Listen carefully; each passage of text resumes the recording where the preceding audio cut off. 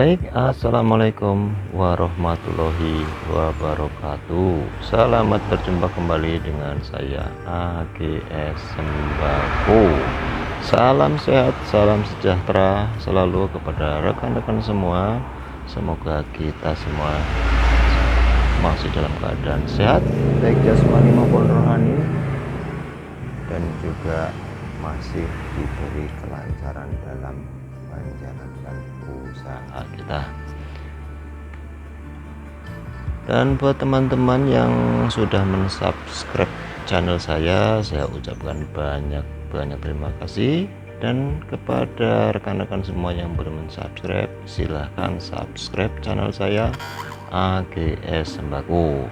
Dan jangan lupa untuk menekan notifikasi lonceng serta like dan juga komennya di bawah video saya ini.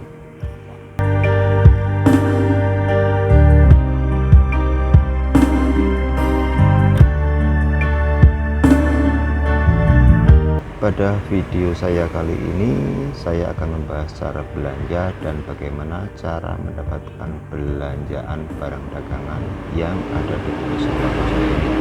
Dan tentunya setiap toko sembako memiliki cara dan strategi yang berbeda-beda untuk mendapatkan kelengkapan barang dagangan yang dibutuhkannya. Dan di sini saya akan membagi cara belanja di toko saya, tentunya sesuai dengan apa yang saya alami di toko saya ini. Sudah barang tentu bagi teman-teman yang baru ingin mencoba membuka toko sembako, mungkin masih bingung di mana harus belanja kelengkapan barang dagangan yang benar-benar komplit dan murah. Murah dalam arti barang yang kita beli bisa kita jual kembali kepada konsumen, tentunya dengan harga eceran yang wajar.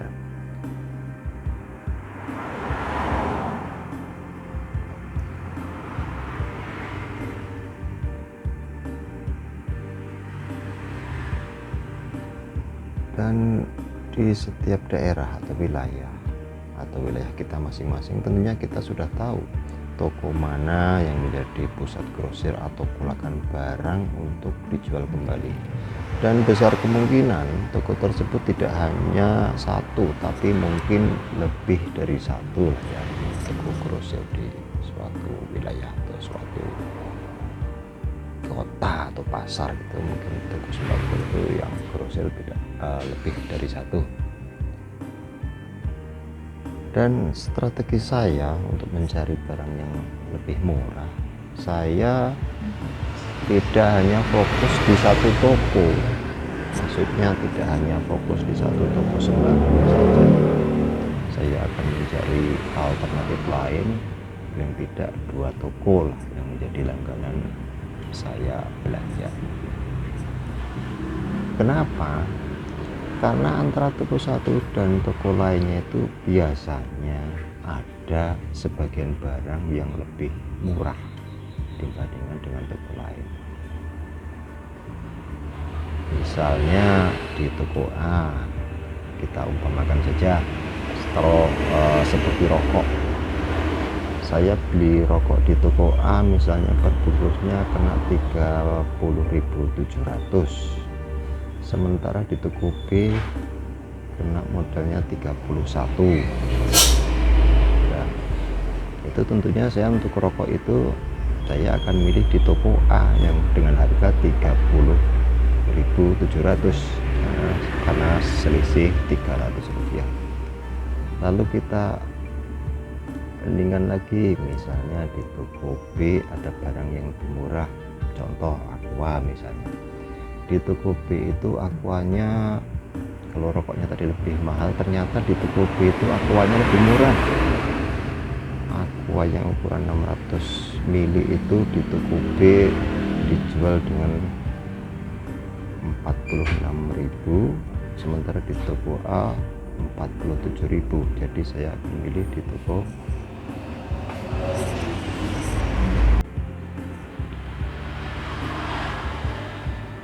Lalu selanjutnya saya kelompokkan harga barang-barang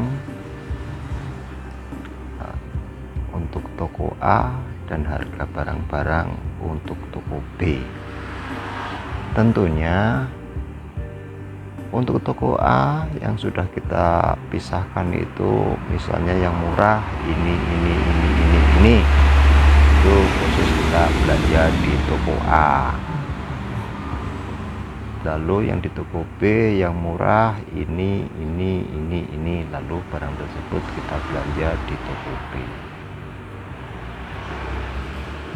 Dengan begitu kita akan mendapat keuntungan lebih dari barang-barang yang kita jual di warung kita dibanding kita membeli belanja grosiran atau kulakan di satu toko, karena kita nggak tahu perbandingan murah atau mahalnya, kita tidak akan tahu.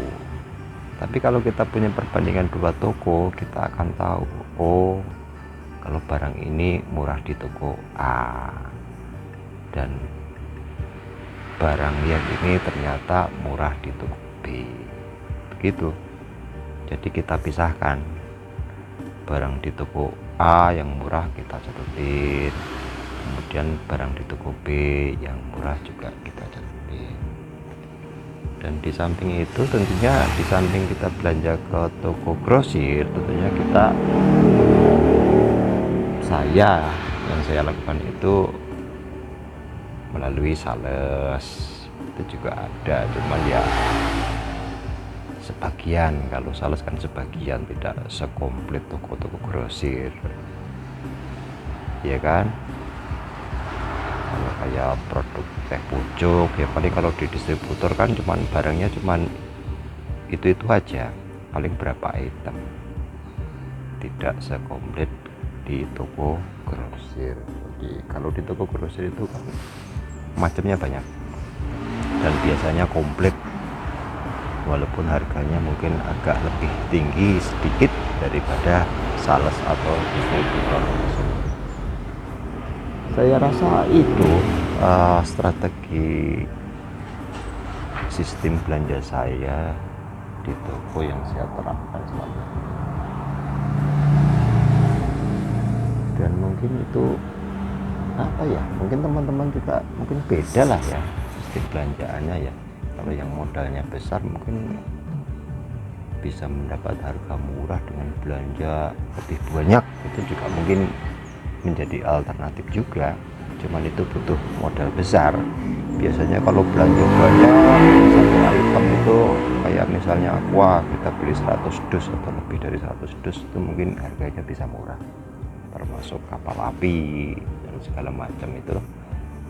Kalau kita belinya banyak ya mungkin harga murah, mungkin seperti itu, cuman itu butuh modal yang banyak.